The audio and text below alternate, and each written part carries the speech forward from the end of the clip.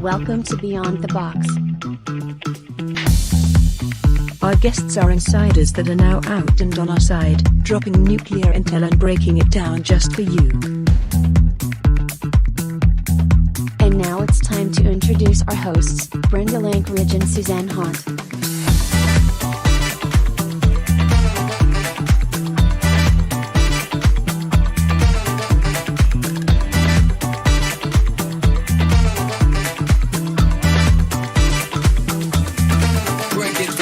Join us and subscribe for weekly shows.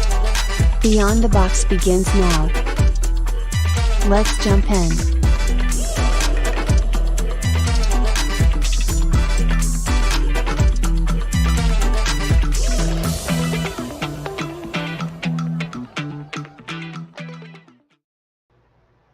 Hello everybody and welcome back to Beyond the Box. Susie's running a little behind. I do have Andy is with us tonight. Rocco's backstage.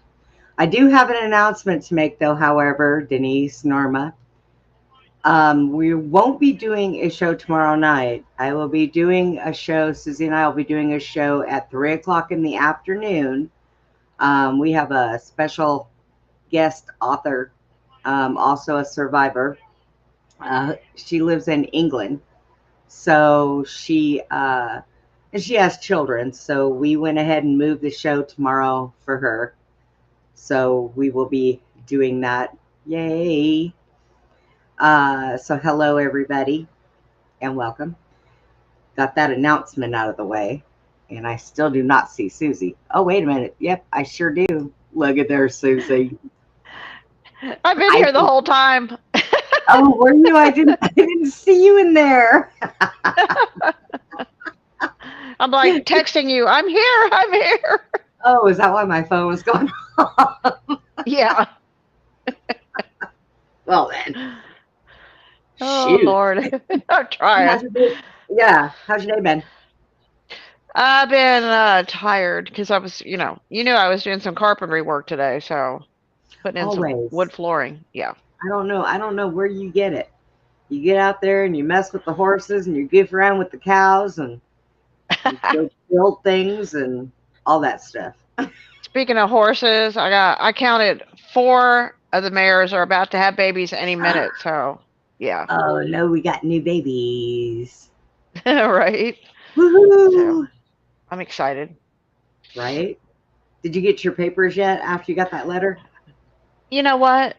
I told you I called the American Quarter Horse Association and I told that girl, whoever did this, you need to fire them, And, right. I'm like, I get a paper. I like literally get, I've been trying to register that mare for a year. I send paper in, and they send me a paper from a year ago and they should have been sending me my papers, and I'm like, just fire them, and the girl's like, I agree. She goes, today's my last day because I'm leaving, but I'm printing we're getting your papers printed right now. Like, I love you, thank you. You're like, it's about time. I mean, it's only been a year. I know. It's like, I have 2 babies I have to register, so they're holding me up, so right. More registers, oh my God. Well, and I'm not the only one that has problems, Brenda, with American Quarter Horse Association. It's kind of, like Doug told you, and a lot of people, it's a difficult situation. All you're asking for is a genealogy of a horse, and you're paying them quite a bit of money to get it done. And then it's just a problem for a lot of people. So it's tough. What can I say? Well, Norma says, why do you have to register them? They're American quarter horses. So this is people want to know, just like your genealogy on people, they want to know the genealogy of the horse. And a lot of times people were saying that this horse was out of this stallion, and they were cheating people and taking their money and breeding it to different stallions. So People want to know that if you're gonna like take your mare to a breeder and breed your mare, you want to make sure that that's the stallion you just paid all that money to breed to. It's not some other Joe Blow stallion. So they have to have DNA now on the mares, the stallions, and the babies to prove that's their parents. I mean, I think they should do that with all humans, right, Brenda? Like we should all know who we belong to or came from. We all know who we belong to, Right? right? So I am going to go ahead and, oh my God, what did I push? We got to say a prayer real quick, okay? Oh, yes, please do. Yes. Hectic day. Okay, and also I want to say a prayer for Penny Bradley because she said she's been being ill for quite a while, and Oh, yeah, so I just want to ask Jesus to send some healing over there to her, and help her get back on track and get back to normal again. So, and then pray for everybody in our audience that's watching us. If anybody's, going through any sicknesses or illnesses, I pray healing for their bodies as well. And not we just me and Brenda are here to bring awareness to the people and to help people. So, we ask also that Jesus go and bring healing in their bodies if they need it. And so that's our prayer for tonight. In Jesus' name, I pray.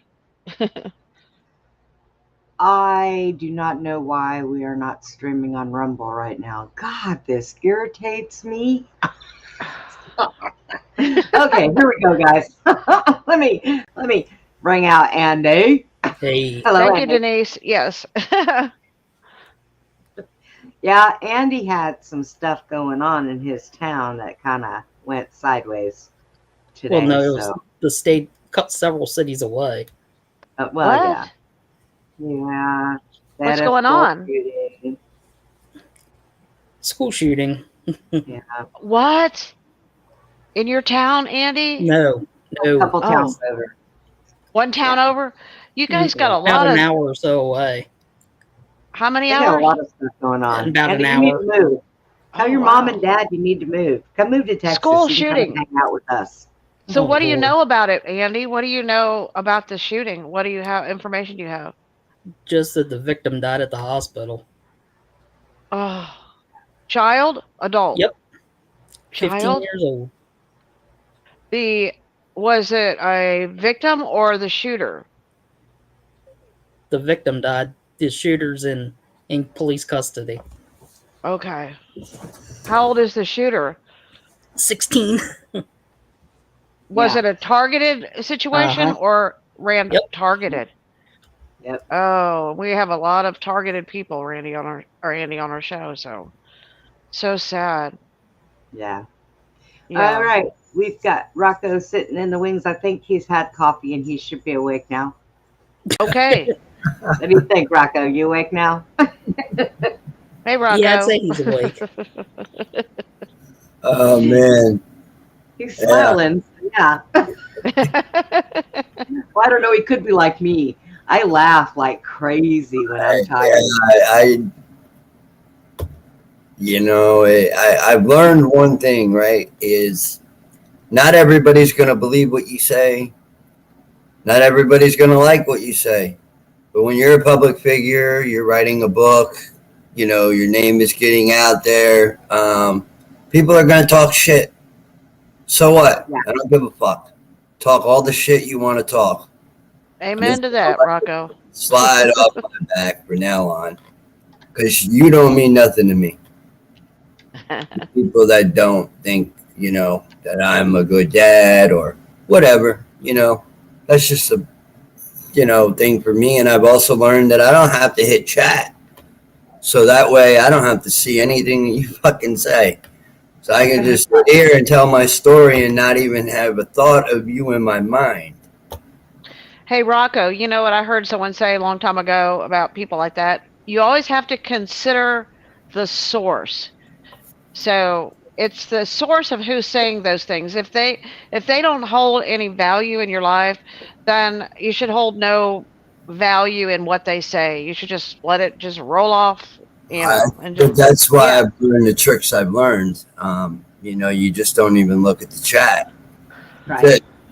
And, certain people ruin that because some people want an answered question or they ask a question. That's fine. I'll let the host do that. But I'm not looking at the chat because I'm not getting myself, because they know my triggers. So I spoke with somebody, and which, by the way, I've had called the human Rocco, before spiritual. you go any further, you said you know your triggers. Now, a lot of the audiences, listen, they do not understand the language of a targeted individual, or somebody who's gone through what you went through. They don't know what trigger Or means. Like when you go, say, actually, because yeah, so targeting individual never explain trigger. being targeted. Explain trigger to people, what that means to you. So when you get triggered, right, usually it can be like, with me, it'll be something about my children. It'll be something directed towards my child's mom. Other people might get triggered different ways, movies, songs. I always say, if you listen into a song when you're going to work and you're angry when you get to work after listening to that song, it's best you don't listen to that song again before you go to work. So it's Okay. kind of like feeling as well, And then I just laugh things off now. That's what I'm learning as well. See, That's the best way. last time you saw me, I obviously, after that whole freaking fiasco, which, by the way, nobody can purchase the t-shirts anymore. Bonfire was contacted, and everything is getting investigated from top to bottom. And whoever has used my social security number, I'm just warning you right now, you're under investigation. And you're looking at federal time. Federal. So a trigger is when something is said that causes a reaction, and so Like with basically me. you should just Anytime ignore somebody, whatever might trigger you, yeah. is what you're Any, saying. it's like me. Anytime anybody Tactics. Any tactic I've learned, yeah, there's that's it. tactics. Yeah. Don't even look at the chat. Just don't even turn the chat on, because then you don't see nothing they're saying. That's right. Yeah. So they're like erased in my mind, in a sense. You understand? It's psionic. They're not there. Yeah. Psionic abilities. So now I'm gonna say this. I hear you got good news. Excellent news. I started writing a book. Me, another friend of mine, Steve, and Christy Campbell. And I'll start off by giving you guys just a little bit of the book. First and foremost, it's MONTAUK Memoirs, Final Mission. It should be published, I'd say, no later than next month. It's like hours and hours and hours long, basic conversations that turned into experiences, and remembering these experiences, and also remembering. I mean, it's a very easy read, but it's definitely going to maybe trigger some people, because you're not going to like what you hear. And you might look at me and you might say, he's a fucking monster, when you're done reading the book. But you might also say, wow, because see, there's always the gift at the end of the book. See, that's how I look at it. You always leave a gift. And it's not a monetized, like money or anything like that. It's just maybe a message that people change. And there's something called redemption, which is one of the titles in my chapter, and one of the chapters titles, I believe, is redemption. So it's going to be a really good book. It explains a lot about MONTAUK in a different way, a way that I see it on a multi-dimensional level. And not everything you read in every book, there might be people who'll be like, okay, he's just trying to become famous. I'm not trying to become famous. I have been targeted since. You talk about Penny Bradley. You see what happens. The stuff is real. Stuff is real. Yeah. Okay. I've had Hawk helicopters, Black Hawk helicopters. But real quick, I'm going to read this manifesto, and then I'm going to get into a story where people are looking to get these beautiful crystals. Yes, they're charged up. I can feel the energy moving through my body right now. So if anything, and I also have my corkscrew screw. So there we go. Yeah, I can see the universe right through it. Right inside of it. And I can also pull other dimensions through using this. I can also soul trap with this. So, yeah. And I won't hesitate to use that secret weapon. People are going to learn what psionics are, and people are going to learn respect.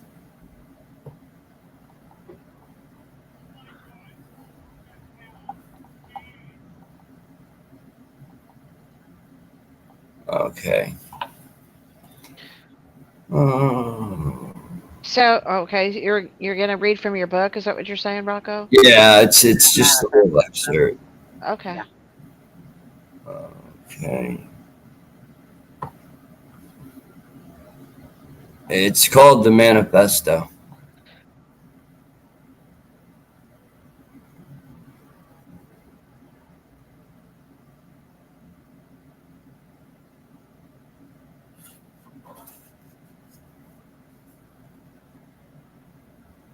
Okay, so after pulling an all-nighter writing this book, the manifesto of our mission came through.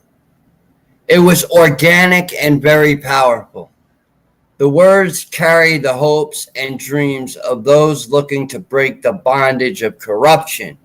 The spirit of 1776 continues to reach the hearts of men and women who wish to be free. And here's the forward, Rocko's manifesto, called to justice. I have been choked in my house through interdimensional portals. I feel these attacks because I am an interdimensional being. A man with dirty clothes and a foul smell is right next to me. This man looked at me, at my face, and said, "He will kill me." The next morning I wake up, my SIM card is completely fried. I had to get a new phone. I am stirring the pot and I won't stop. I am committed to the truth. This is important work. It's about remaining strong and taking care of business. The truth sets you free. Dark individuals are constantly remote viewing me. I was over a friend's house and I couldn't breathe. I was being suffocated for my endeavors. I shielded my biofield and closed my field. I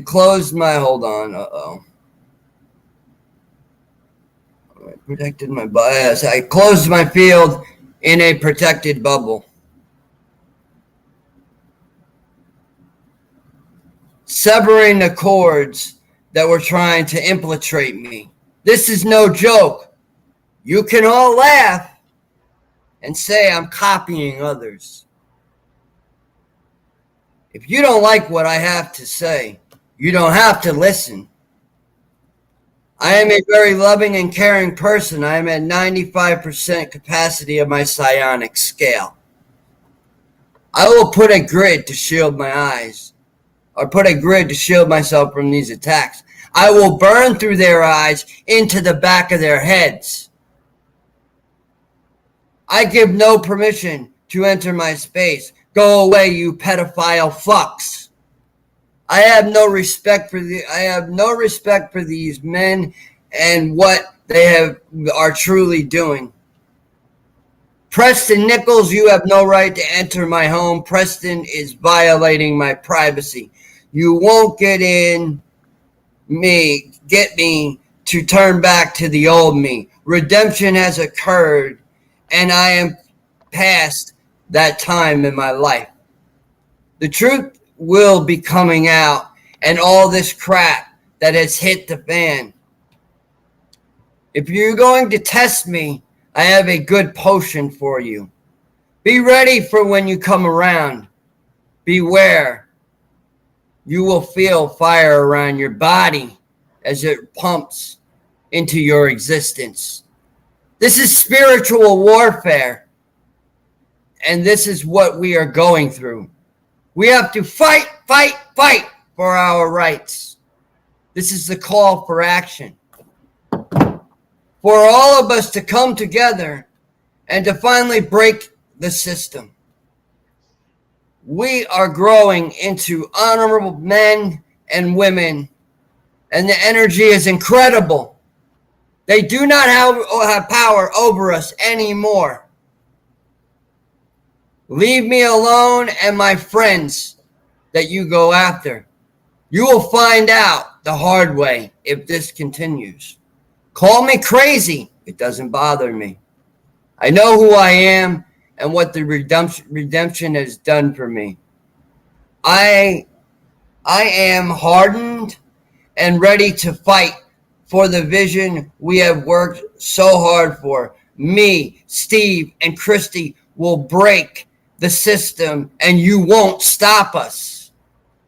Our message is pure and loving and brings the best in everyone around us. We are a force of love that will convert the hearts and minds of the entire world. I am the movement, and the fire burns within me. This is my manifesto. Very good. You sent me the cover of the book. Did you want to put that out right now or no? Yeah, sure, you can. Hey, all right. Yay. Okay. Wow, Rocco, you're quite a writer. No, thanks to Steve. He's my ghostwriter. I just speak. I'm very good at. They took away that ability from me. Writing for me is. Yeah. Well, yeah, that's why I decided to work with Steve. But the energy, it's like, whoa! I'm just loving the energy for some reason. Like, I'll tell you what. Yeah. Where this story comes in. Anyway, yeah. So the cover of the book. Very nice. You got the Taurus, which is me, my symbol, and then you have the wolf, which is Christy, and then you have the fire, which is the dragon, which is Steve, and then it's got your little Black Ops signature on it. So it's basically it's a final mission. We're trying. It's talking about us like. What I last remember. So it's very good. And you guys are almost done with that. Made really good time. That's amazing. Yeah. Yeah, it's very amazing. But what's really amazing is this emerald green, right? I started right before we started this book. We started talking about emerald green, my birthstone's emerald green. And somebody was just listening to my show, and I was telling them about, how my birthstone was emerald green. And they said, well, we have a couple of, I think these crystals, they might work well for you, which, by the way, I have to tell you right now, I am fully protected. I have what is called spiritual weapons, which shield off anything negative, ugly, disgusting, and I will get sense of it. And then if I give you a warning and I go, I'm going to give you 10 seconds, And see, when you have the ability to take your eyes and literally look into somebody's soul and them not have to be here, and you could burn through, they're gonna feel it. They're gonna feel, okay, I'm gonna feel this. What just hit me? Oh my goodness. Well, what just hit you is you were remote viewing me. I warned you. If you don't listen to the warning, take heed to the warning, then I'm gonna use my psionic abilities. I will say also, when I get very angry, I hope nobody got hurt that night out of your bunch, because I will be real with you. When you are charged or you are programmed like someone, myself, like my teacher, who's Sean Bond, he says, I try not to get angry. So what we do is we transmute the energy from a negative to a positive. And transmuting it to a negative to a positive is good for somebody else, because they might die from a heart attack. They might have heart palpitations. Now, I got very angry at one point at a guy, or not at him, but at something around me, and my anger spewed out. The guy walked down to the garbage can, and I find out he had a heart attack. Now, Brent asked a question. He's one of our regular viewers. He wants to know what the psionics are. What are they? Well, I mean, it's basically a term that is used for like military weapons with the mind. I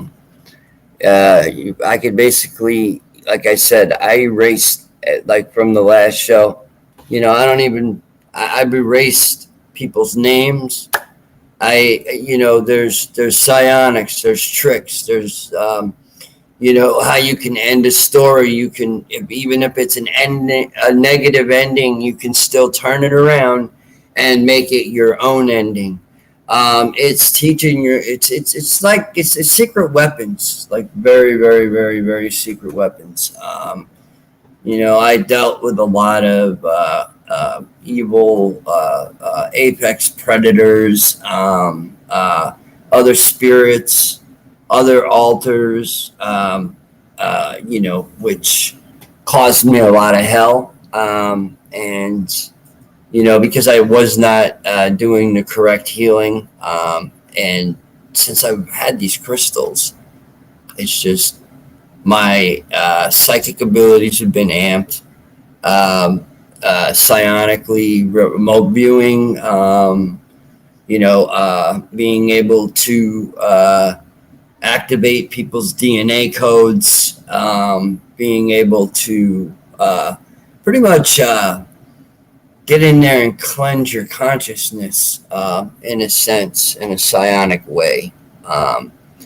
So like when I work with somebody, I always want to see their eyes. I always want to see their eyes. Because if I look into your eyes and I see black, I'm going to warn you, just get off of the camera. Go away. Don't contact me again. I know what you are. And by the way, those people that showed up at the door, I know the FBI trick. It's funny. It's really funny. It's really cute. You like that? I liked it. You were really, I said, no. I said, no, I don't understand. And you're asking the wrong person, and get off my doorstep. What a silly question. I would have just. I'm like, go watch the show. What the hell's wrong with you people? Shut the door. I shut the door in their face. I didn't care. Unfortunately, because right now we're in the midst of spiritual battle that is truly, truly happening. And here's the other thing is, going on these missions and like I'll see a missing kid poster, and some of the things that happen is I go on these astral missions, or I go on these like interdimensional missions, or I enter my another clone, or and we go on other planets, and we cleanse and clear these bases and right before we leave. And some of these planets are not even in this universe. A lot of people get it mixed up, but multi-dimensional. Like I have been in other recreated Mars over and over and over again, and there have been different Mars. So these are planets beyond this universe. Most people don't make it past a certain level, spiritually. I had my Kundalini awakening, which really was pretty wild to say the least. But when I had this energy that came through my body, so it's back to the crystal. And it's very interesting because having these crystals around, it's like I'm shielded right now. Like you can go, and I can go, and just laugh. Like you're totally shielded out of me. You know what I mean? If you're on my shit list, you're on that other side of the wall. And if I let you in, I let you in. But you're not coming in anytime soon, especially if you've caused me a lot of pain. Because today I feel good about myself. Today I know I love myself. Today I know I can look in the mirror and say I love myself. And I am doing, God's work. We'll put it that way. Eventually we'll get into an episode about tortured teens. We'll talk about that eventually. I don't really want to talk about that. This month is my father's death anniversary. So My mom's too. my dad was murdered, and then the guy was allowed out in 7 years. So yeah, targeting can happen any kind of way. I mean, from shutting your electricity off to sending people to your homes. But that has not happened in a while. But back to this, because this is just so amazing. So I was doing a couple of radio shows, and this I call her like one of my angelic warriors, because when she messaged me, she said, I listened to you, and she was very, very interested in, what I had to say. She said, I think these will help you. And I thought, okay, she's going to just send me one. So she sends me 7 Tower Busters. Emerald green Tower Busters. And then the Quarks ball. So I did exactly what she told me to do. She said, take them, put them in warm water, charge them up really well. So I charged them up for, a good 20 minutes, I'd say. Put them in the window. And let me tell you what, it was not supposed to rain here. Nothing. But before all that happened, I had opened it up and actually touched these crystals. And it was interesting because when I touched these crystals, I started to get this vibration in my body. And I'm like, for a minute, I'm like, it's this, and I'm questioning it. So I put them, I'm talking. Next thing you know, I get this message while I'm doing a live stream speaking about it. And they say, there's more, keep opening up. And this is another individual who actually happened to pack. And I mean, these came professionally packed.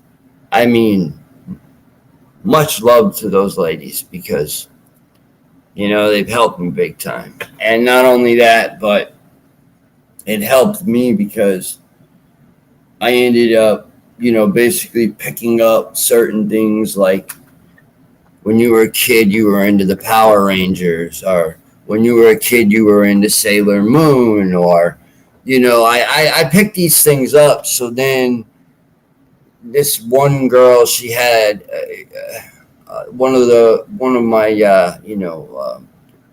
one of the ladies, lovely ladies, one of them had a dream, and I literally spoke about how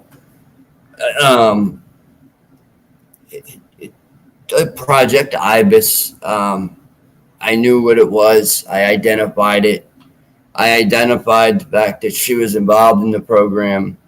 I also identified the fact that we did missions together. I picked up on certain areas where we were. I knew at a certain time, later on, I'll talk about that in a little while. But it really, so I put these crystals in the window, right? Let them charge up. Now, it was not supposed to rain here at all. Let them charge up, let them charge up. I look out my window, and it starts to I look over the crystals, and this black cloud is moving in. And all of a sudden, 2, 3 loud cracks of thunder, and it starts pouring rain. Literally starts pouring rain. So the air, like at that point in time, I was like, yes, like, wow, I can go out and breathe now, because like the air here, what they were spraying, whatever they were spraying, whatever they were doing, I mean, you could not leave your house, literally, without having a hard time breathing. Like, it was horrible.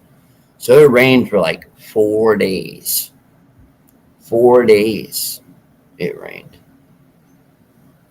And so I had my first dentist appointment, to start that process, which that comes into why I say, the God of my understanding, because I'm kind of in the ring with God. I'll keep it real. That's what I call it, being in the ring with him. It's just because of my childhood and what had happened to me, and that's just that.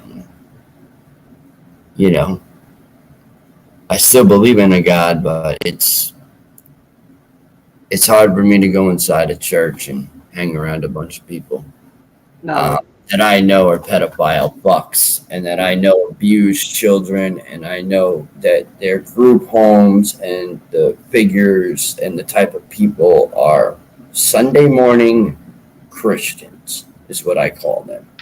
Your good old Sunday morning Christians. I'm telling you, watch that series on tortured teens. Forced indoctrination. Forced feedings. Forced beatings. Forced restraints for not taking medications. And they were Christian-based. Made to write Bible verses for days on end in a room with no windows, locked away. Not fed correctly. Bread and water. And this is what the state allows? No, I'm sorry. But I don't. I mean, can you blame me for not wanting to be pissed? And then you have a governor of a state that signs a bill that says state and religious ran facilities. It's not going to happen anymore, and it sure as hell is happening still. Sure as hell still is happening. After a bill was signed, and that gentleman, Alan Knoll, has done a lot for the troubled teen industry. He's done a lot. He's the one who created part of that. I think he created that series with the, yeah. Like, he was not giving this information just to anybody. I mean, he went through it with Netflix. It took a very long time for that to come out.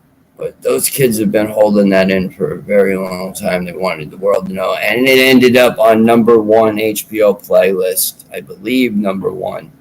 But it was at like maybe a 3 or a 2 within like less than a week. Yeah. People are starting to wake up and realize don't send your kid to private schools. But with the crystal thing, wow, it's just so amazing, because when I had this experience, I was walking to the dentist. I was doing a live stream. It was pretty cool because it just had got done raining. So we get like these breezes. So the walk was pretty good. I mean, I literally made it a little bit over a 3-mile walk in like, I think it was like 30 minutes. Yeah. I just got up and went, but and I'm just listening to my music. I swear to God, when I was in high school and we went for a field trip to Disneyland and somebody handed everybody out shrooms, we did a whole of Disneyland in like 15 minutes. All of Disneyland.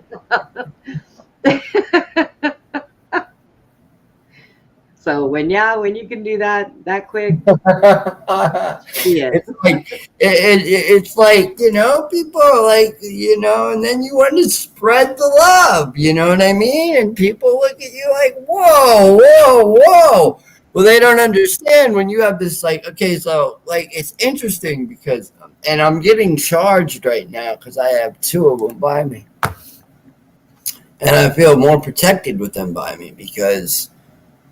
Crystals have a consciousness. They have a mind of their own. They're very powerful tools. So, I mean, all right. I have to do something, Rocko, real quick. Do not turn your chat on. You promised me. I'm not worried. I'm not going to say about that. You guys that are in the chat right now, let me tell you something. Andy, as well as myself, we are both in wheelchairs. When he shuts his screen off, he's probably taking his meds or doing something. So lay off of Andy. That I won't tolerate. There is nothing on this world that'll piss me off more than that. And I swear to Christ, don't do it. Leave him alone. Okay, sorry about that. Go ahead. I feel better. I feel better. Go ahead. Okay, so anyways, let me get back on track there. I'm not even Sorry, I had to. You're talking about what you're talking about. I don't care. I don't who yeah. Go ahead. See, I have that trick. That's also a psionic trick. You can just don't worry about it. People. Yeah. I just I tolerate so much and not a whole lot bothers me, but Right. Andy don't hurt nobody. No. And so that I won't tolerate. So yeah. No. Anyway, so I'm walking to the store or to the dentist, and out of the blue, like I'm on a live, and all of a sudden there's vibrating going on in my feet, and I'm like, here we go, it's gonna happen. This like big Kundalini like awakening is gonna happen, or I'm gonna be able to see what I really want to see now. And all of a sudden, energy just starts going up through my legs, and I'm already starting to envision an emerald green color swirling around near my Kundalini area. And I'm like, oh boy. So then it just completely gets into like my stomach. And then next thing you know, it shoots through my stomach and then shoots up and right through my crown chakra. And I'm fucking like, I feel like I'm floating, and I'm seeing all these different planets, and I'm seeing these different dimensions and stars, and it was just amazing. And I'm screaming at other people like, do you like to live in the Matrix? I'm like, and going wild with it, I'm like, I got the power. I'm like, I can do this, and I'm gonna crush this. I'm gonna get into this. And then next thing you know, the book took off from there. It took off from there, and it's continuously I'm proud of myself because I've never done anything like this in my life. I've always been talking about doing it, but with trauma, it's very hard to do that and sustain, and especially when you start becoming more publicly, you know, aggressive. I'd say I'd use a word as far as just dealing with what you deal with, and next thing you know, it becomes more, and then it gets taken off the web, and then you learn, okay, well, you just leave it alone and you don't say anything, and it will save your ass because then there's no ammunition. It's just me talking. But yeah, our brains are a quantum computer, so therefore, if our brains are a quantum computer, we are able to do a lot with our minds, and we just don't know it until we tap into it. And once we're able to tap into source, and once you tap into source, you start getting those source codes. And when you start getting those source codes, you start meditating more. You start if I'm angry, I'm going to go out somewhere deep in the woods and I'm just going to release it. I'm going to scream till I can't feel it. I can't scream anymore, where I have no voice. And then go home and, set my crystals up a certain way and meditate, or, envision things or help other people, or and I've sent people energy. Like it's been a lot. It's been different. The only thing that kind of got me a little was when, because when I speak with certain individuals, shout out to Sean Bond in the Psionic League. Definitely, if you really want to know about psionics, go check Sean Bond out. And he's been through all the schools. I mean, there's a whole school in the Psionic League, like where you learn, down to him. I think he helped somebody fix their teeth one time, naturally. Like I mean, he's very scientific, so he's very spiritual. And every time I do a show with him, it's like, it's a wonderful feeling that I get. I don't get a bad feeling. I don't get nothing that is going to cause me problems. But yeah, I mean, psionics are cool. They're pretty cool. I've not heard of that before. I mean, I've heard of different things. I know that I've been able to, when I have reoccurring dreams, I can change them. But I never heard of doing anything like that. But you're the first. I can honestly say that. Of doing what? The psionics, when you talk about the psionics, I had never heard of those before. Oh, well, it's just a hidden word under the military. I mean, psionic weapons. I mean, what do you think they're hitting us with? I mean, why do you think people get hit with electromagnetic weapons and, microwaves and all that stuff? That ties in with psionics as well. So it's, but when you take somebody and you reprogram their mind to be able to do things that not the normal person is able to do because of their DNA. So another thing, for the guys out there that like women and, think it's cool to just knock up a woman, well, let me tell you something. What you're doing is you're giving your kid away beforehand, because if you're involved in any of these programs, you have what is called patented nanonites in your DNA, which means if you have patent nanonites, you're going to end up passing that on to your child. So once that birth certificate is signed, your child is owned, and you should know you're already owned, through the programs as well. So now your child is a target. Now your child is a target. Your child's a target. People will try to get your kids taken away from you. People will try to, add themselves into your life when they have no business being in your life. Um, you know, and they do that to the dad because what they're trying to do, or the mom in some cases, because the mother and the father have been involved in programs. So yeah, be careful with that, going around and just making babies to make babies, because you're basically, if you are involved in any of this stuff, or you think that you were involved in any of this stuff, make sure, definitely make sure. I was nervous when I first heard that, but I'm not too much anymore, because I know what I'm doing in my life, and it's not what is spread. Brent wants to know what nanonites are. It's just like a part of the DNA, something that's in the DNA that it's imprinted in it. So It's not like the same stuff that they put in the squishy, right? I'm not sure on the whole deal. I'm just saying, look it up.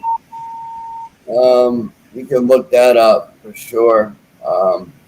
I would implore you to go listen to Drago Reed. He speaks a little bit about that. Drago Reed is very smart, very, very smart.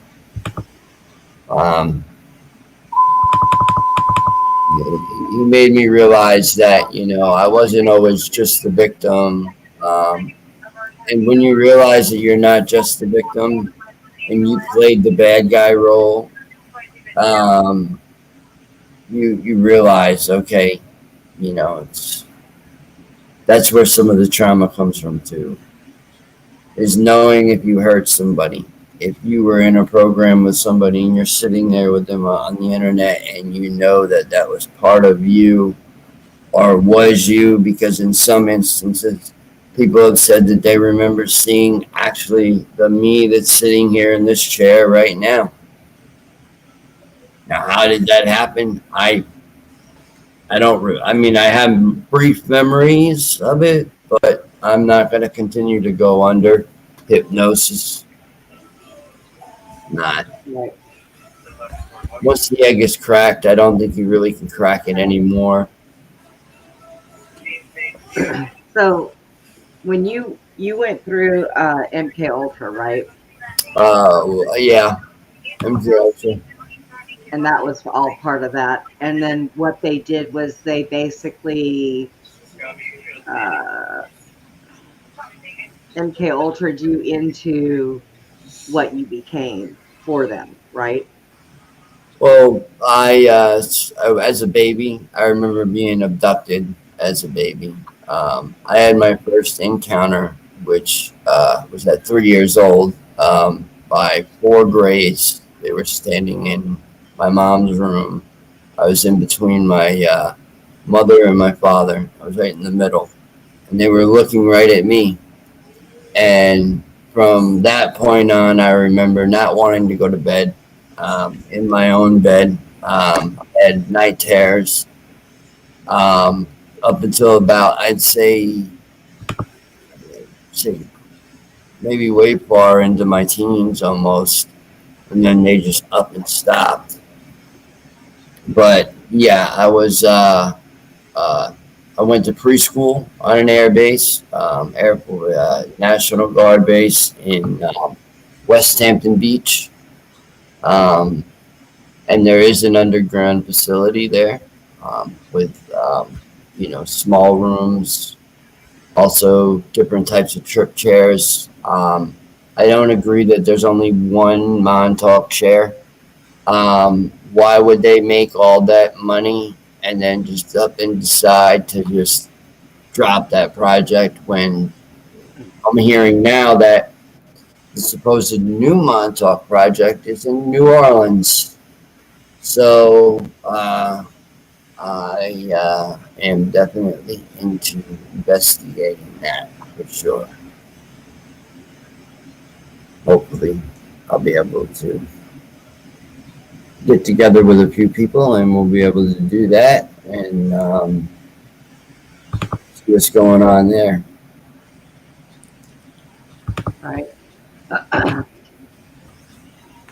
So let's see, you guys are almost done with the book, and then once you get it done and it gets published, and you're going to put it out, are you guys going to put it out like as soon as it's done getting published, or are you going to hold on to it for a little while before it goes out? Well, we are using, I'm not going to put out the name on here. I don't need any more lawsuits pending. It's already, but you know, the payday is going to be lovely. I can tell you that right now. You don't put on a t-shirt, and I also got horribly rude with the t-shirt company. I demanded that the person be fired that put my face on a t-shirt without my signature. Oh, your face was on it? Or I'm coming after your company, and I'm coming after everything you have. I'm coming after it all. I said, because there's several allegations. I'm on a shirt by the name of Grinder. They had me on. Now, there were campaigners out there. There were people campaigning this stuff. Like seriously, campaigning this stuff. Wow. Well, Susie, but that's what trash does. That's what septic tank garbage on this planet does. That's why this planet is the way it is. But you see, when Judgment Day really comes, like Terminator, I feel sorry when we have the say of everything. When the galactic courts get involved and there is no mercy. You don't get 1 or 2 days in jail or 7 days. You don't get a slap on the wrist. No, you do this on another planet. No, it's like the old days. It's like they don't tolerate that. You're done. You violate anybody, their rules. Part of the reason why we have problems with the ETs, why we do, is because of the way we use their technology. And then we also go up and we infiltrate their space. Why are we doing that? Why are we doing that? Because we are told to do that. If we don't do that, then we get punished. And then sometimes we go on missions just because, so we decide to do when we go in the astral. And we go on, to rescue kids. That's what it's mainly about, is this generation and the generations that go on, that we could break past this bondage of chains. That's why the 1776 was added in there. You understand? So it's like if you type, I think it's Rocco's Manifesto into Gematria. It comes up the Great Awakening. It comes up all different kinds of things. It's really crazy. And what I can manifest with my mind is really crazy too. So now Grinder won't stop messaging me, by the way. I got one of them. That is. But I got one of them. They called me and they said it. I'll say it right here. I don't care. They said, please, we'll take what we're going to. I said, take them down now. I said, now. I said, if I could reach my hand through this phone right now and grab you by the fucking throat, I said I would. I said, did I give you permission? Did you see my fucking John Hancock written on a piece of paper? No, you didn't. No, you didn't, you dummies. I said, so now you just bought yourself a ticket to a courtroom, or you can have the stump removed now. And she went in and had it all removed. I said, number one, you violated me putting me on shirts being a transvestite when I'm not. So my sexual, you know what I mean? That right there was violated because I'm a straight man, okay? And I have two beautiful little girls. And yeah, I'm proud to say it today because I'm a good dad today, no matter what anyone says. Okay, Rocco, we're going to go ahead and take our 5-minute break. I need to get something to drink. I need a shot. Oh, I'm gonna get something to drink. Susie, you need coffee refill, right? Shot for Yeah. me. Right. Coffee refill. All right, everybody, hang out and we'll be back in 5 minutes.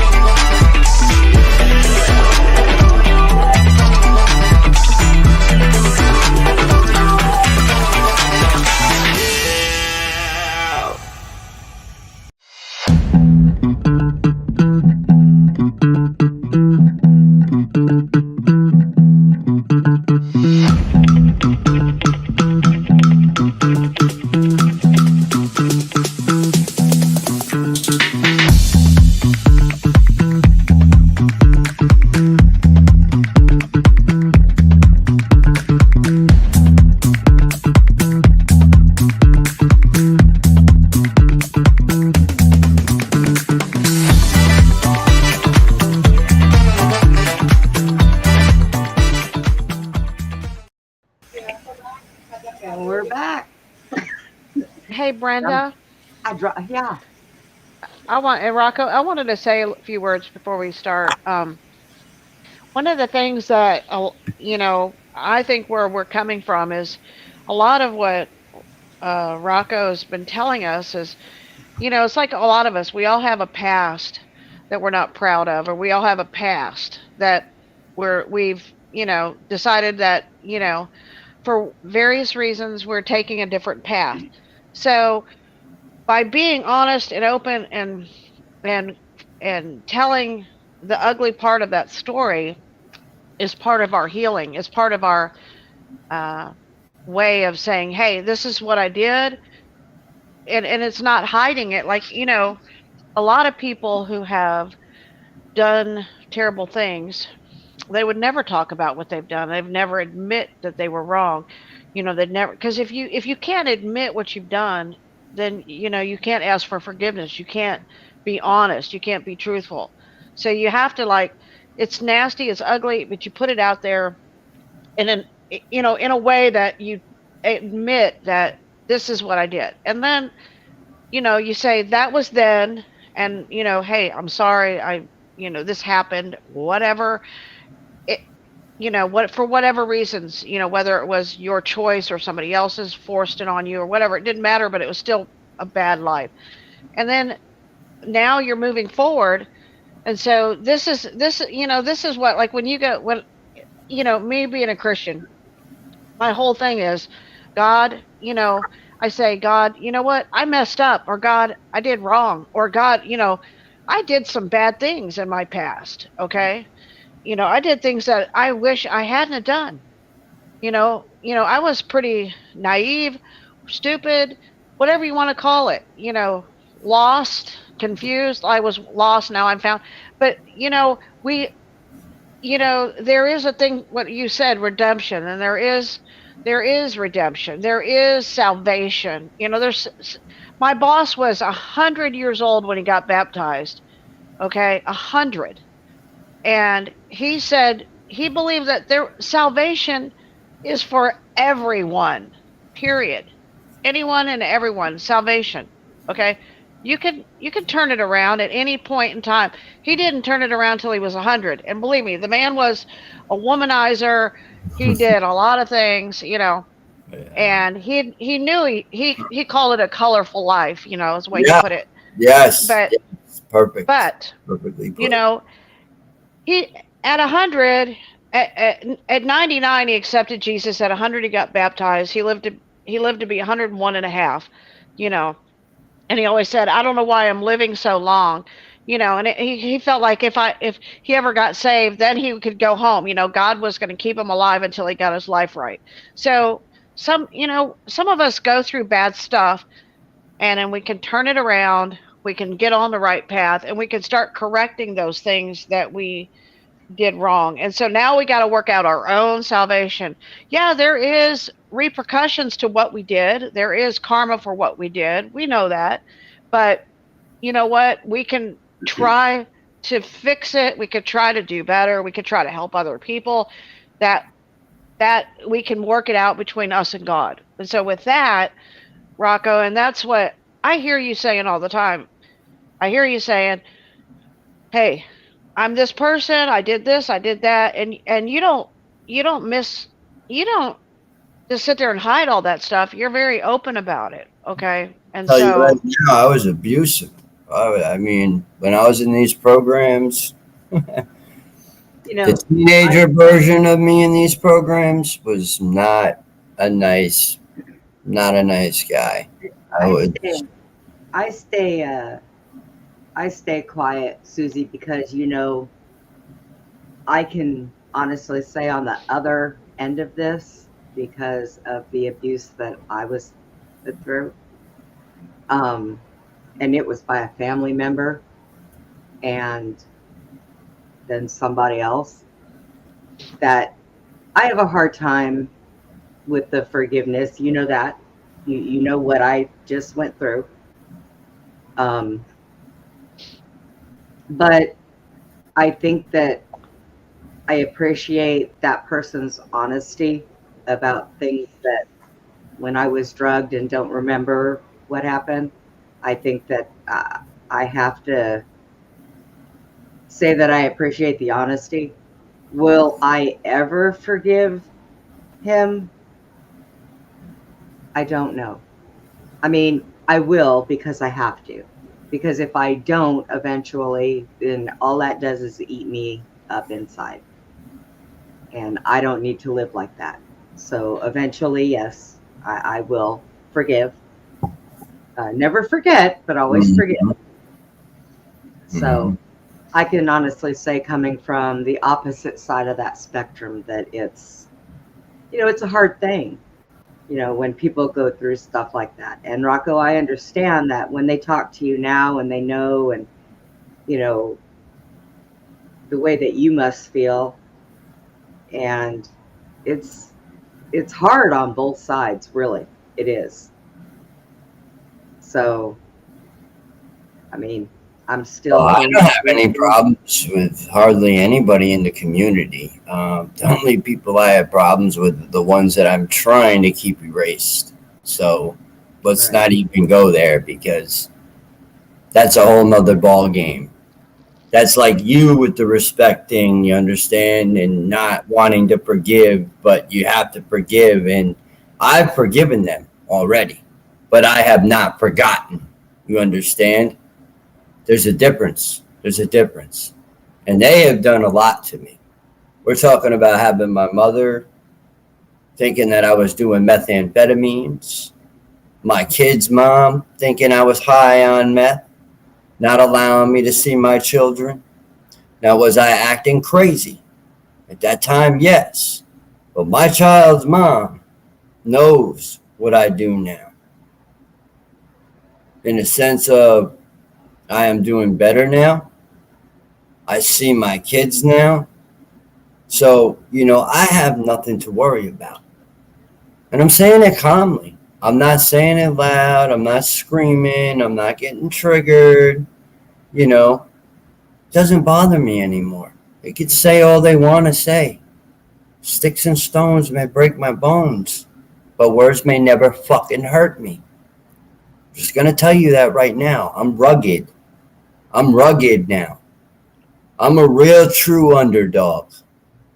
Okay? In the sense of, I'm going to fight to get to where I need to get in my life. I'm going to fight to where I need to get. All this love, light, blah, blah, blah, blah, blah bullshit is all out the fucking window. Okay? It's spiritual warfare we're in the midst of right now. And if we don't have each other's backs, well, sayonara when the world ends. I can tell you that right now. And I can also tell you there's a lot coming to this world that people are not ready for, that I've already envisioned years ago. Years ago. I envisioned people dividing at this point in time where we are right now. Back in 2014, I had visions of people fighting. I remember the episode of Simpsons with Trump and all that stuff. I remember this stuff, and it's all playing out right now. It's all playing out right now. Well, I know that if the United States doesn't get any better soon, I'm moving to Russia. I'll come back later when it's fixed. I just can't do this shit no more. I agree. This stuff is crazy that's going on. Oh yeah. Well, I mean, it's just, this world is so controlled by 5G. This world is controlled by satellites. Viva license plates. They have satellites that can pick up right on your license plate number. I mean, Flower, thank you. It's very sad. It's very sad. No, I mean, and honestly, this world's ran by Satanism, and it has been for decades. And I had somebody tell me one time, "Oh, well, the Catholic religion is the biggest religion in the world." I said, "No, it's not." I said, "Satanism is." And it's sad. It's sad that it is. Yep. And once you give that up, you ain't getting it back.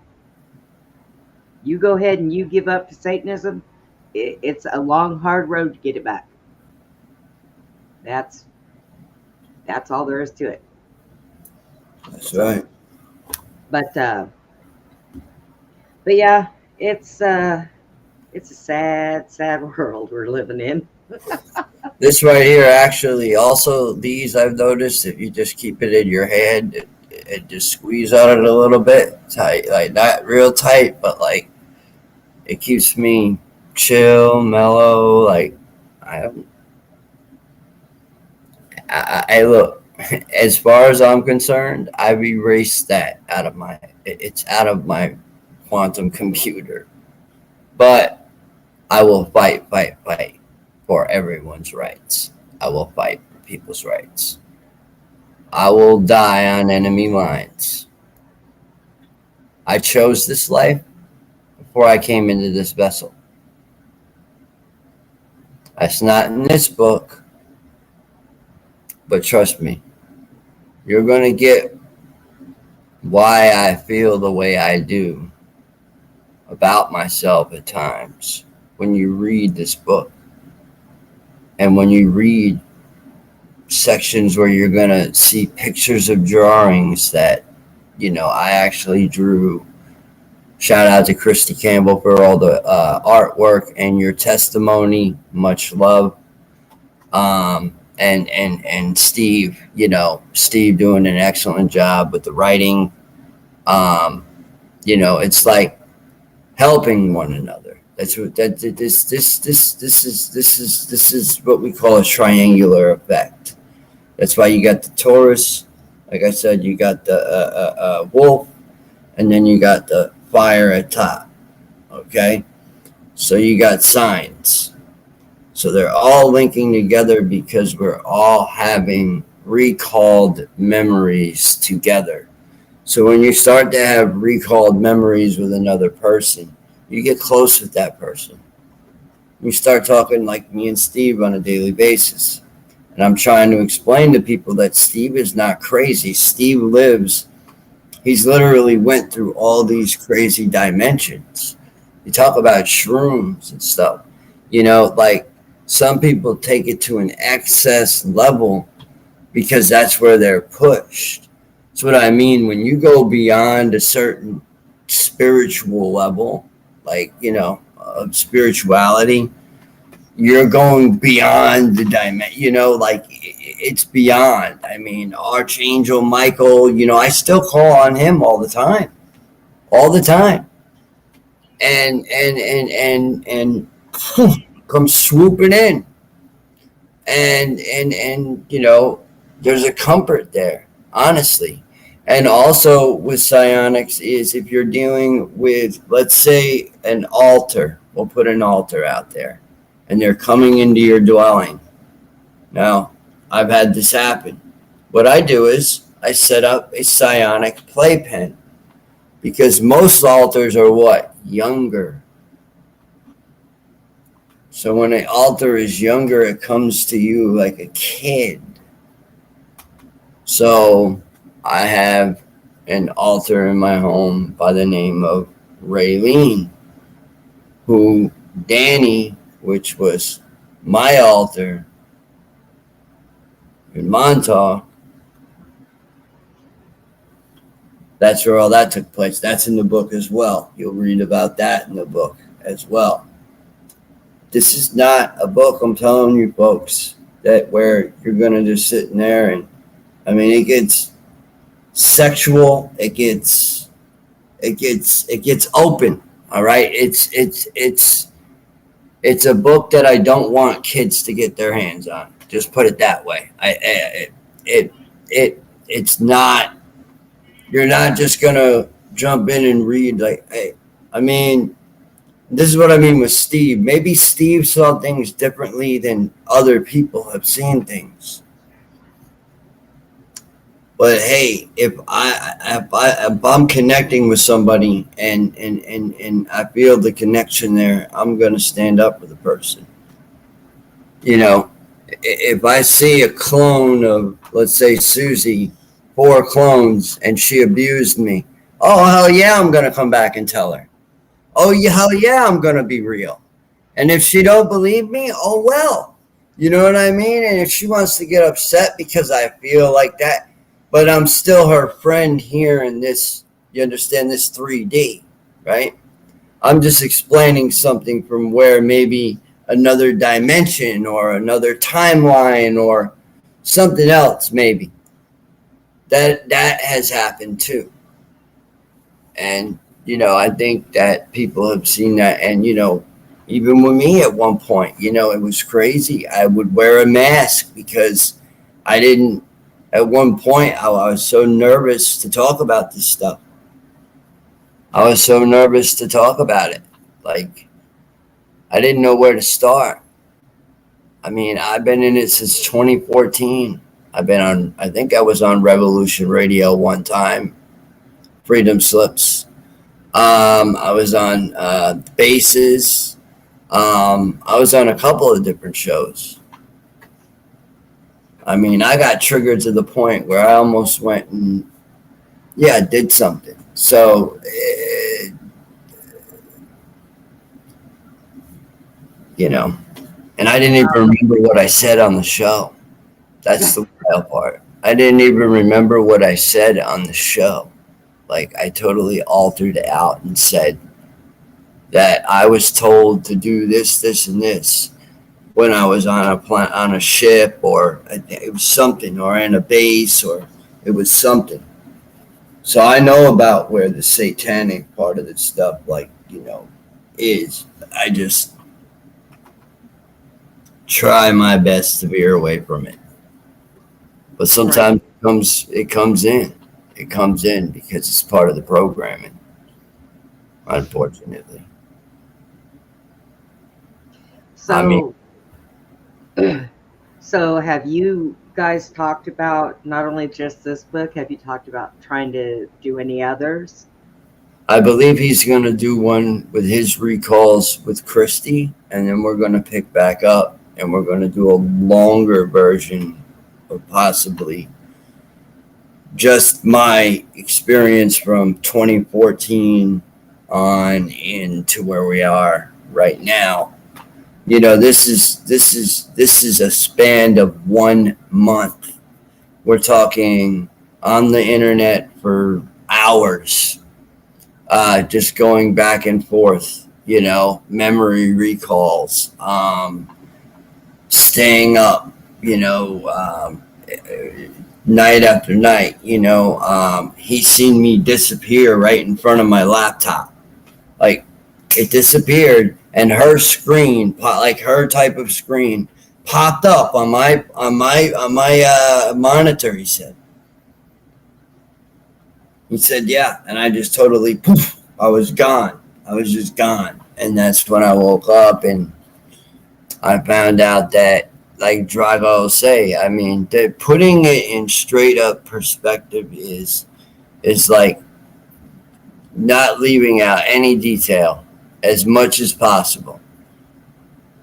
It's gory, it's ugly, it's scary, it's creepy. It's do I ever want to talk to this guy after I read this? And then, and knowing that it's because my name is written in it, and I wanted my name written. Some people be like, no. Yes.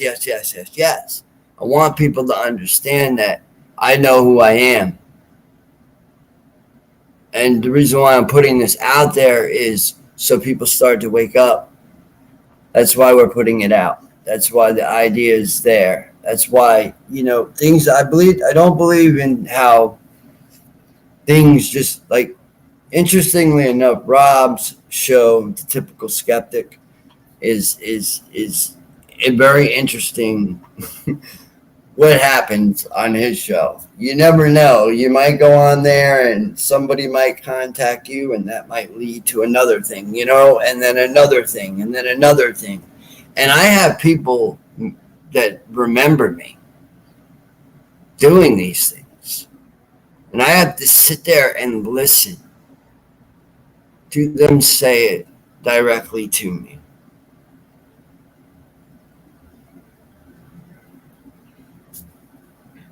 Have you been in contact with Brian at all, Rocco? I know Brian's been a big support of you for, Um, you know, Brian's been very busy lately too. I've noticed. yeah. A lot of us have been busy. I actually did a show with Arkeem, um, and I had a spiritual attack from Preston Nichols the other night. I seen him in all, and he grabbed me by my throat. I couldn't breathe, and it's partly in the book. And he told me he was gonna, yeah, yeah, pretty You creepy. had an experience with 2 Preston nights in a in a row. dream? No, I woke. I was awake. I Oh, saw him, but I couldn't touch him. So oh, it was okay. like, it still got me a little, you know, like why, and what we believe is because he couldn't get to Arkeem, it came to my way. Well, I can tell you a little story. I've had many situations where I would be like praying for somebody, and the demon that was on them, they would get mad and come after me, and then I'd have to battle that demon, and it personally would appear to me, and yeah. So and if it can't get to you, then it will actually go after everybody you care about, loved ones, friends. It's like it goes out on a mission. This demon does, and it has to accomplish what it wants. So it attacks. If it can't get to the main person, it goes after the closest thing to it. So yeah, what you're saying is very true. But I do believe it is Preston Nichols' spirit. I really do, because we're at a cracking point now. If you understand, like, if Yes, you yes. notice, Montauk has been a huge topic the last, I'd say, what, a couple of years now, and it's getting even bigger. I mean, everybody's talking Stranger Things. No, no, no, no, no, no, no, no, no, no, no. When you read Rocco, could you tell me when a you little read bit my about? book, I don't even want to. I don't even want to even. It's not even close to what.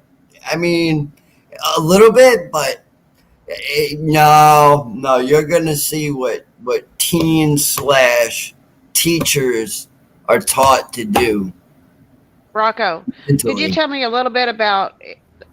Well, you're saying that Montauk is still going on, right? And they're Oh, still or New doing, Orleans, huh? New Orleans. In New Orleans and where, I'm not like giving what? the location. Oh, okay. Just I'm not. saying they're in New Orleans. Okay. Yep. A lot of people know, but it's one of those things that haven't really gotten, I don't think, too mainstream, and I want it to.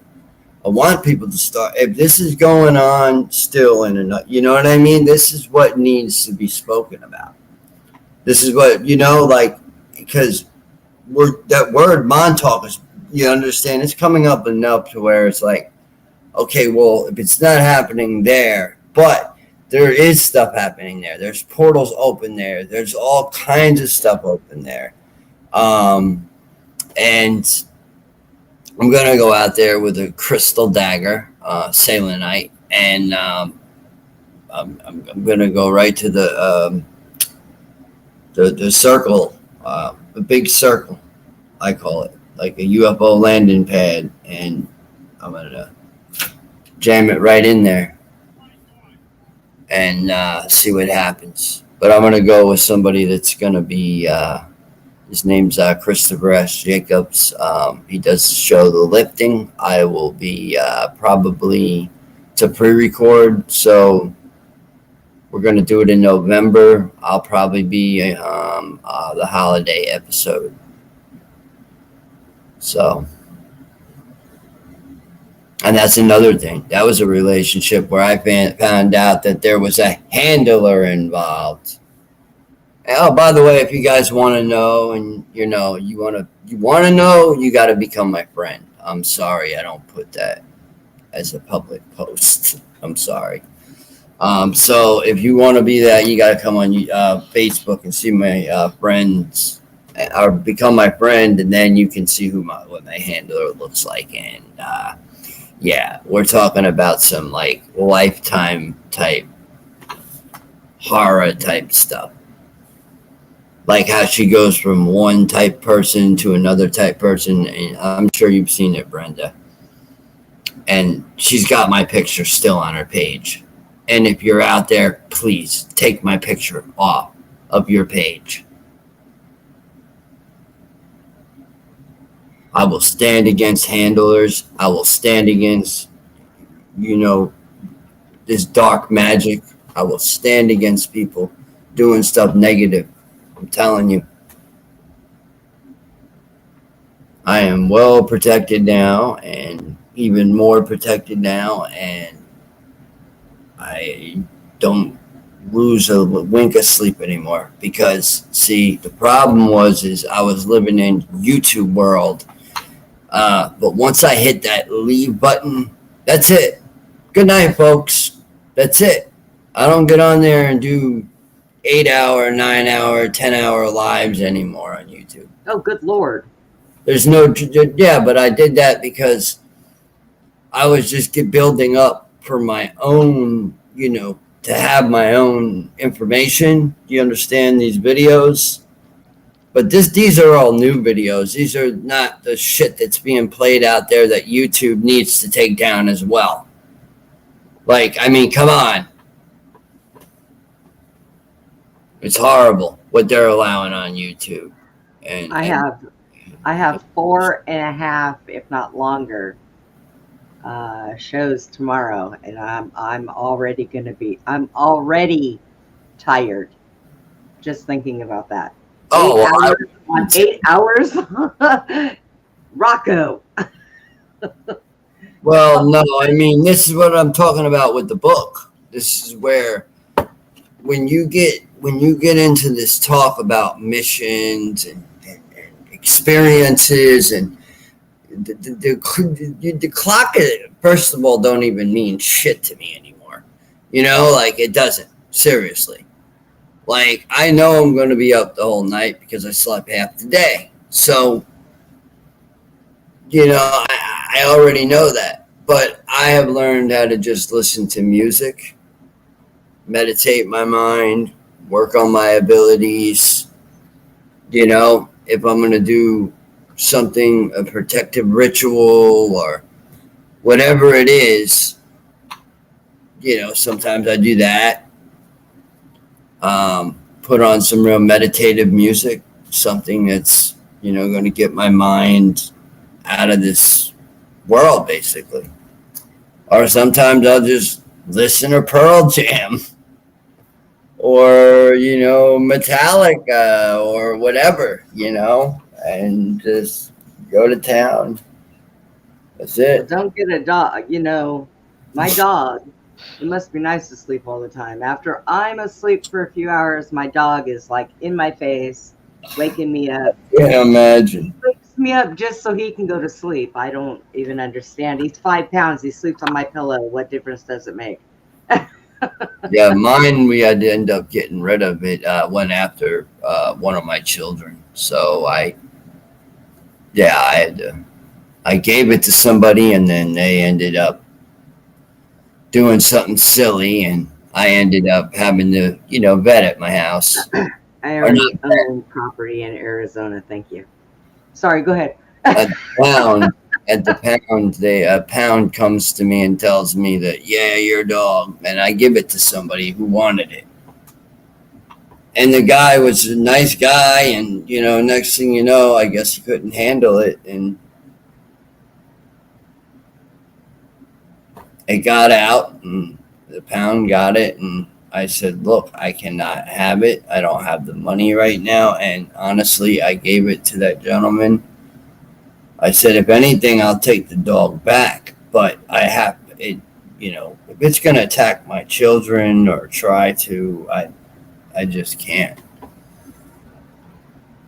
I think the owner might not have been too smart. The previous. Oh, my goodness, what happened to you? I don't think this thing can attack your children. No, no. I had a small pit bull. Small. It wasn't that big. I don't think. Yeah, no, she wasn't that big. No. But all up in my face thing too. Yeah. But would bite at my face, and I was like, no, I can't have that. I can't. No. Oh, no, yeah, you don't. How old was that dog when you got it? It was a puppy. Oh, But I don't think they were treated nicely when they were like before they were. yeah, probably not. No. A matter of fact, yeah, I never would get an animal from that person again, ever. Because, you know, the people that just get animals to just get them, like, that's pretty much what she would do. Or she'd have a litter and then just want to get rid of them, like, and sometimes too young. Way too young. I don't know. And my apartment complex, the dog got out, and of course, where I live, people are just sometimes, you got nosy people, and of course, I'm a targeted individual, so there's going to be somebody nosy. Yeah.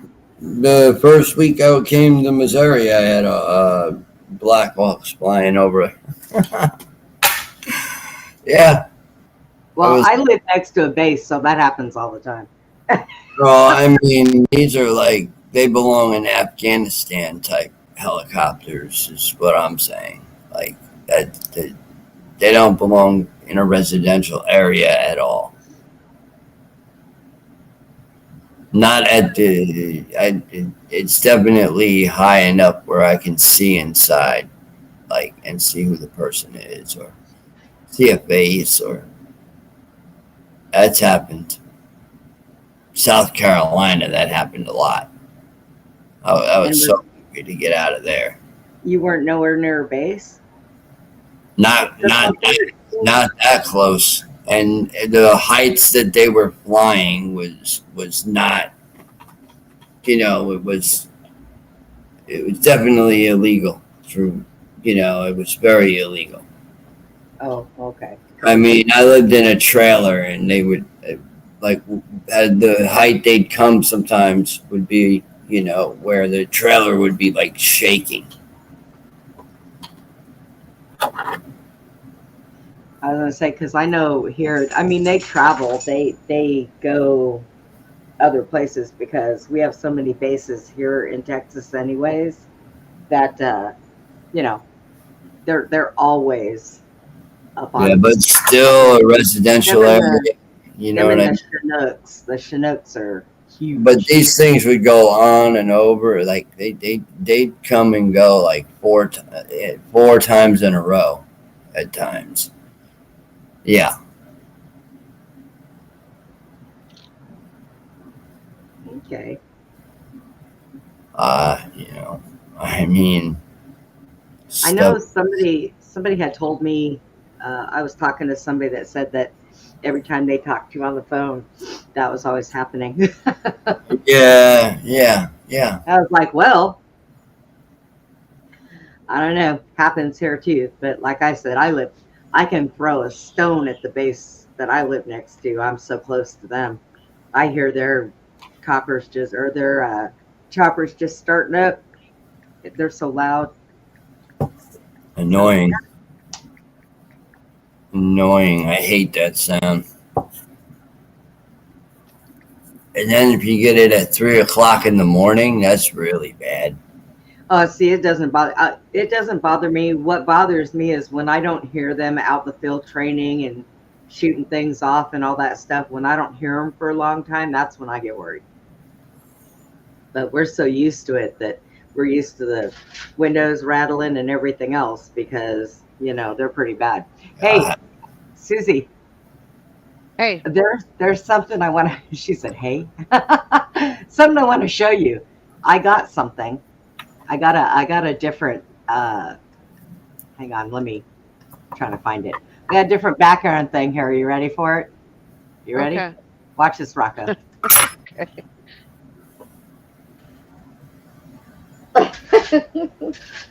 Kind of matches Grandpa with the ice cream.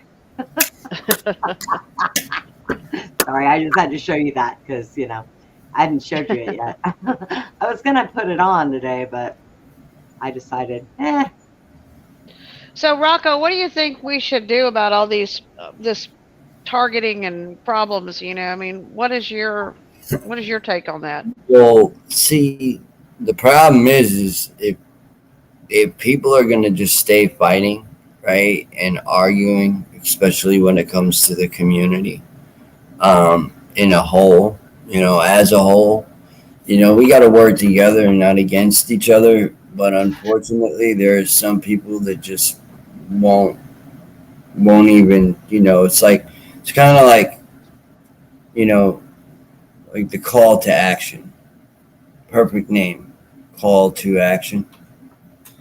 Is basically what I'm saying is it feels that way because when you're really taking on these missions and you're remembering these things and you're able to, you know, we have to make sure that people are aware of this stuff, and it's got to be broadcasted, and, you know, others have to come together, but unfortunately there's people that are getting really heavily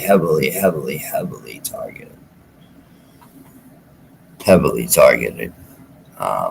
I mean,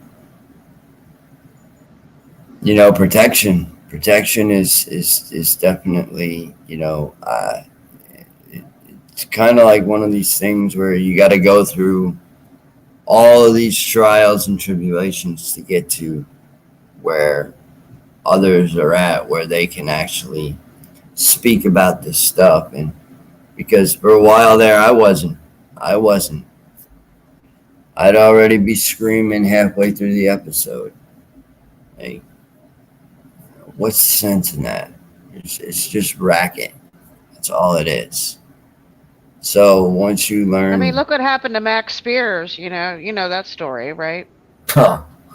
do I? Do I? Yeah. We're not gonna go there. Yeah. Because I will tell you now, there are a lot of MONTAUK people I do not like, as far as the old school programmers, like Swerdlow. It's almost like, yeah, I just no, because those people, even when it was quote unquote over, those people would act like horrible on the outside of that base in the 90s, living in Long Island.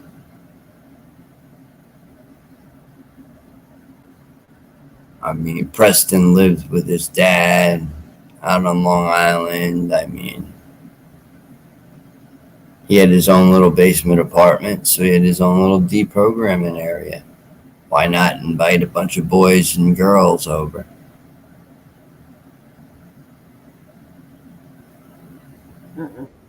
And tell them stories.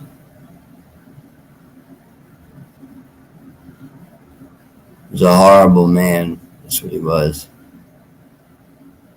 And a lot of people know about it, but they don't want to talk about it. And that's the problem. that is a big problem in this country, anyways. Is the truth it needs to come out. I mean, look at Hollywood. Look at all of these things that are going on. with music and subliminal messages and the colors and the satanic ritual abuse right there that is going on. I didn't get to listen to that episode with the SRA yet that you guys had on. Oh, you didn't? No, I didn't. I got to check that out. We're going to have Christine Joe Hart from England. She interviewed Max and was friends with Max, and she's going to be on tomorrow at 3 in the afternoon. Okay. All right. Oh, no, that was somebody else that spoke at the conference. I can't remember. Oh, yeah, because she was in England. Carrie Cassidy. Oh, okay. We will not talk about Cassidy. Yeah, I can't go there. I'm just, I got the name. Isn't that right, Susie? Right? Yeah. So what time? 4? We're going to do it at 3 in the afternoon tomorrow because she lives in England. So she's 6 hours later. So it'll be 9 o'clock there in England. Golly. The time zones, that doing shows like that are pretty wild. Hopefully Tommy will end up showing up. I don't know. He might still be working. He's been working on the weekends, but he's been working like crazy. I got to make sure that I have him next Friday, because the girl that's coming on next Friday, she knows him, so she feels more comfortable. So she asked me if he can interview her, and I said sure, that wouldn't be a problem. So, yep. Yeah. Right? Yeah, Christine Jahart, she's a journalist that is from England to the United States and has covered a lot of stuff, and she's very informed about a lot of stuff. She's really good. So. Yeah, Max, yeah. Yeah, her and Max were very close. Yeah. I spoke to him a couple of times. Yeah, I talked to him like 30 days before he died. Tried to warn him that he was in danger. But he wouldn't listen to me, so, Well, none of us do. We have none of us do. Hard-headed. Well, it's not that. It's Max knew the truth. Well, Max said he had to do the program, so he was, he said he couldn't avoid it, so he was doing some stuff in the spiritual realm, and that got him killed. Yeah. I don't know. We signed up for this. A lot of us signed up for this stuff. A lot of us did. Before we entered this body, we knew. Every time he says that, it makes me think of that. What's her name? Like a soul contract, yeah. Linda. Every time he says when they enter this body, it makes me think of Linda. It pops in my head. It's like, stop saying that, Rocko. Find a different way to say that, Rocko. Because that woman, I'm telling you, man, she's a lock-in. Yeah.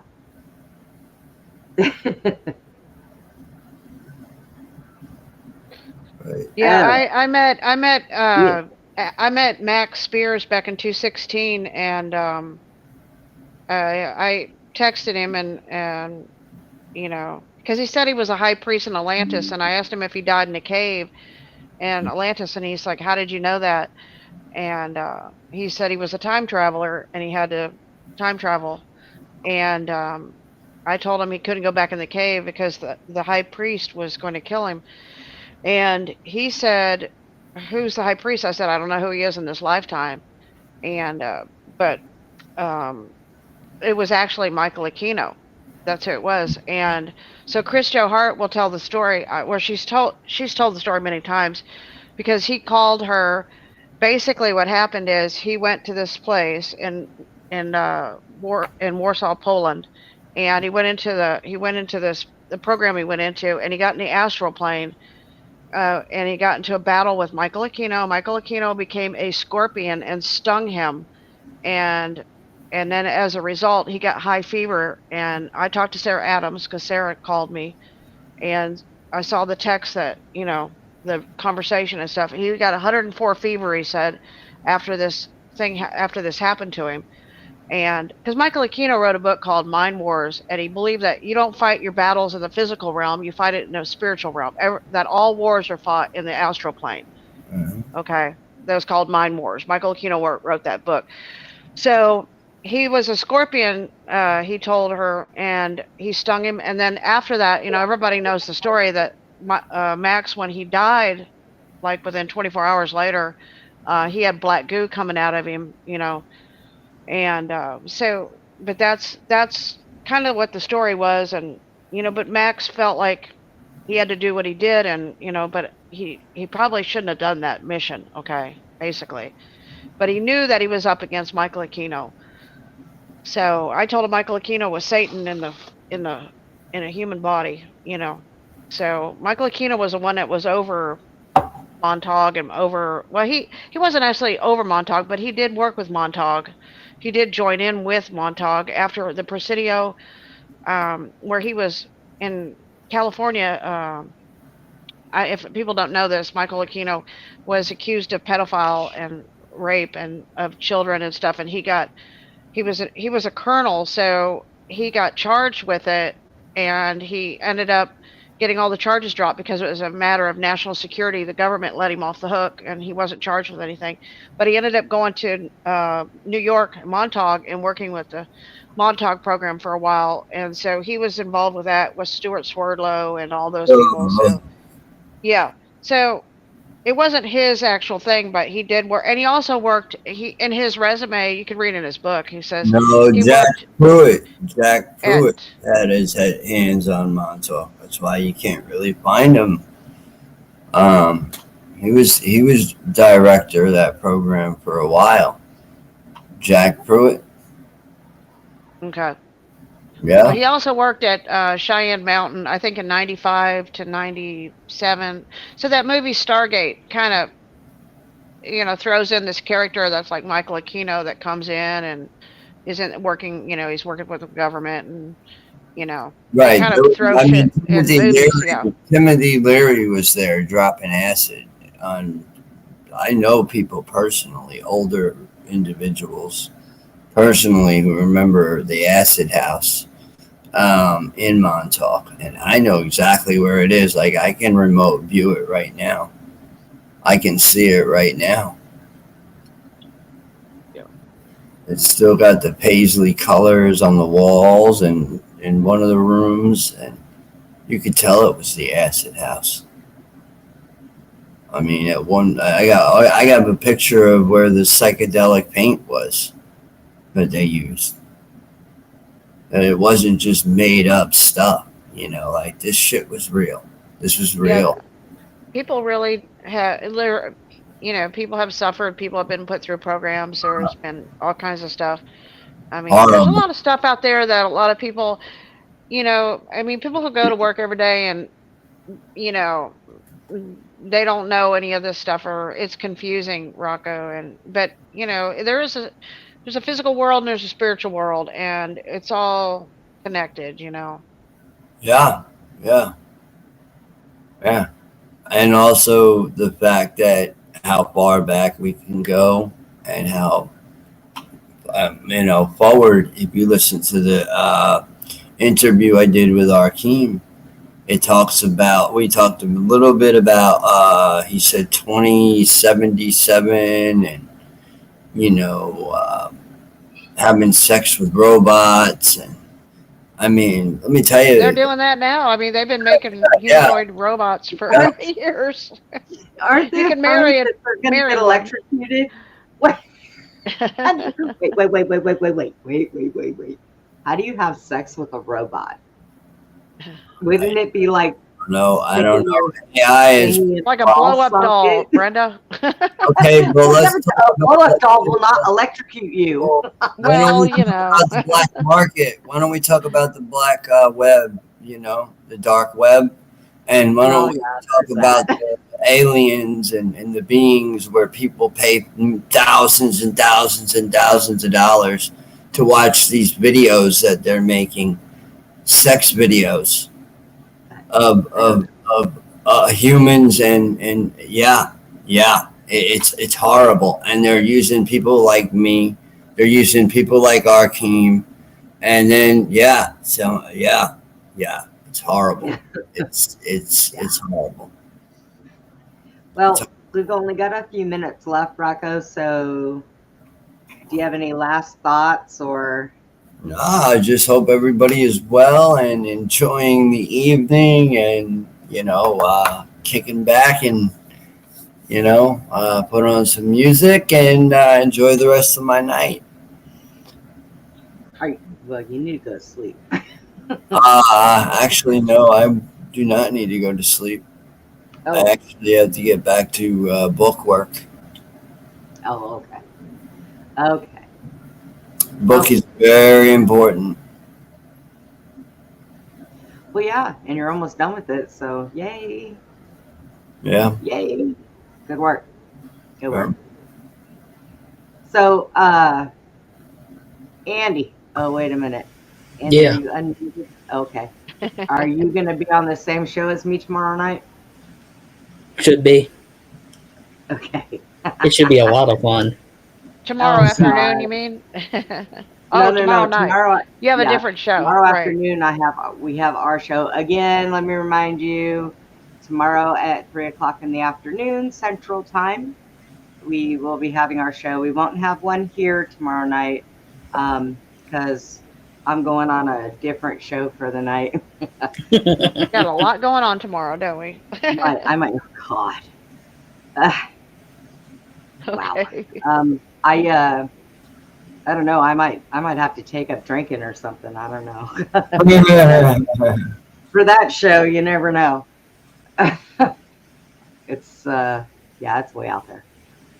So, anyways, we're gonna go ahead and go. I've got a Thank you, Rocco.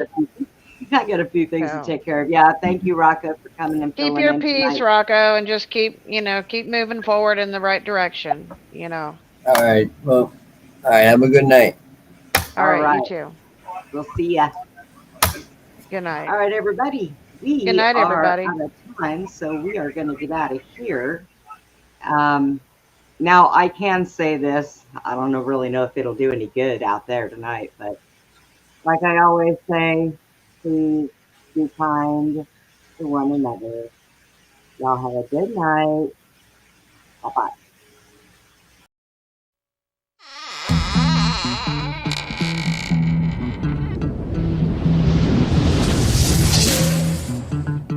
Goodbye for now, from Beyond the Box.